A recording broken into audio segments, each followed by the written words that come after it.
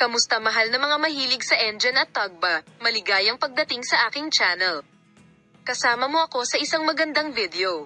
Oo, mahal na mga tagasunod, si Tugba Buyak Ustan, isa sa mga nangungunang aktres ng mundo ng magazine, ay nabigla sa kanyang mga tagahanga sa pahayag ng kanyang malapit na kaibigan na kami ay may kasal, na ibinahagi niya sa social media. Narito ang mga detalye. Si Gizem, isang malapit na kaibigan ni Tuba Buyak Ustan, ay gumawa ng isang sorpresang post sa social media. Ibinahagi ni Gizem ang isang makulay na larawan ng kasal. Pinukaw ni Gizem ang pag-uusisa ng lahat sa pamamagitan ng pag-iiwan ng tala na nagsasabing, "May kasalan tayo."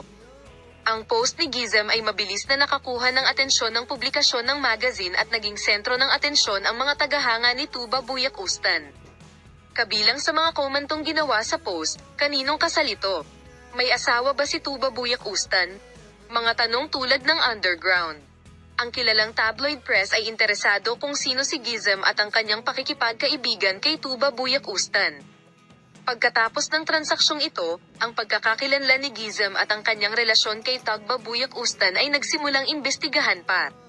Ang impormasyon tungkol sa pakikipagkaibigan ni Gizem kay Tugba Buyak Ustan ay nagpapakita na ang mag-asawa ay gumugugol ng oras na magkasama sa loob ng maraming taon. Nabatid din na magkasama silang nakibahagi sa iba't ibang proyekto ng Buyak Ustan.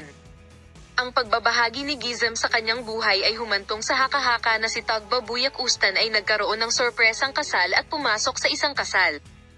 Bagamat wala pang opisyal na pahayag mula kay Buyak Ustan o sa kanyang malapit na bilog, ang mga akusasyong ito ay nagsimulang kumalat ng mabilis sa mundo ng magazine sa puntong sinuri ng mga eksperto sa magazine ang mga detalye ng larawang ibinahagi ni Gizem. Ang mga detalye sa larawan ay nagbibigay ng mga pahiwatig tungkol sa kung ano ang nakakagulat at espesyal tungkol sa kasal. Ang mga tagahanga at tagasunod ng magazine ni Tuba Buyak Ustan ay naghihintay para sa isang opisyal na pahayag tungkol sa nakakagulat na pag-unlad na ito. Ito ay isang bagay ng pag-usisa kung si Buyak Ustan ay makakagawa ng isang press conference.